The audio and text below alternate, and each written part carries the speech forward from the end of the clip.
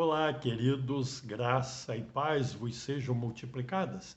Amados, dou graças ao Senhor por me conceder neste dia 4 de abril a rica oportunidade de poder compartilhar a sua palavra para o nosso crescimento espiritual. Convido os meus queridos irmãos e irmãs para a leitura da palavra de Deus, conforme está escrito no Evangelho de Mateus, capítulo 26, a partir do verso 26. Enquanto comiam, Jesus tomou o pão e, abençoando-o, o partiu e o deu aos discípulos, dizendo: Tomai, comei, isto é o meu corpo. A seguir tomou um cálice, tendo dado graças, o deu aos discípulos, dizendo: Bebei dele todos, porque isto é o meu sangue, o sangue da nova aliança derramado em favor de muitos para a remissão dos pecados. E digo-vos que desta hora em diante não beberei deste fruto da videira, até aquele dia em que o hei de beber novo convosco no reino de meu Pai.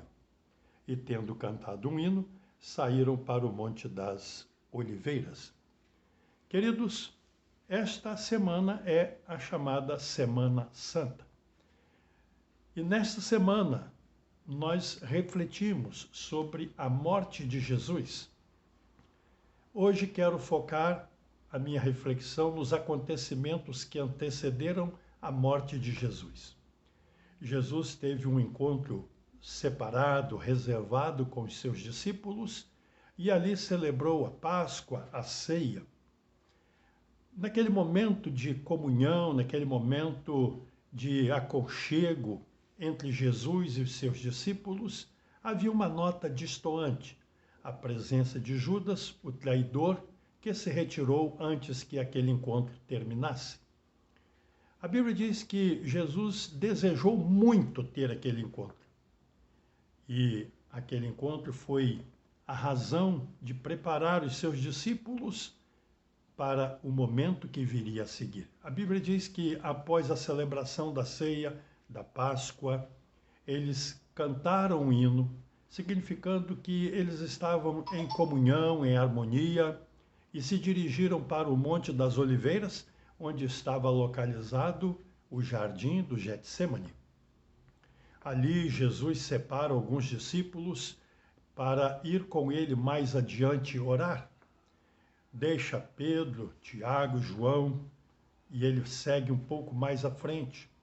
E a Bíblia diz que a responsabilidade dos discípulos era participar com ele em oração. Mas o que os discípulos fizeram foi dormir, porque seus olhos estavam carregados de sono. E Jesus estava ali orando intensamente. Sim, amados, a sua oração era intensa, de tal modo que ele coloca-se diante do Pai, sentindo o peso dos nossos pecados.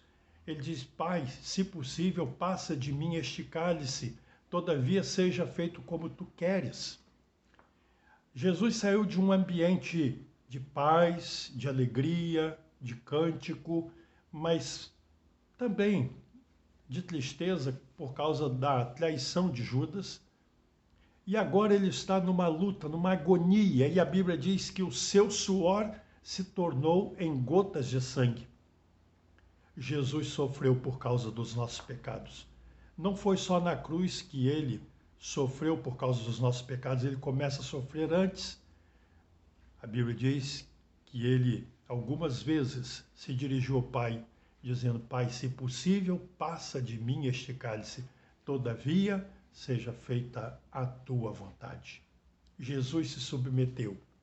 A Bíblia diz que dali do jardim do Getsêmani ele foi preso, levado, julgado, condenado, ele foi surrado e foi encaminhado para ser crucificado por causa dos nossos pecados, diz a Bíblia. Sim, amados, que sofrimento, que tristeza, que dor.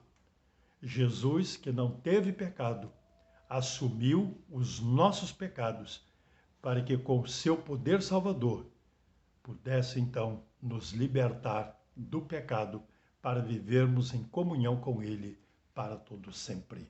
Louvado seja o nome do Senhor. Oremos. Ó Deus, obrigado, porque Jesus assumiu os meus, os nossos pecados. Obrigado porque ele veio para isto, para dar a sua vida em nosso lugar. Obrigado porque Jesus foi até a morte. Morte de cruz, diz a tua palavra. Obrigado, porque ele deu a sua vida por nós. Nós te louvamos, nós te bendizemos, pelo amor do Senhor manifestado na pessoa de Jesus Cristo em nosso favor. Louvado seja o teu nome. É a oração que fazemos a ti com ações de graças, em nome de Jesus. Amém.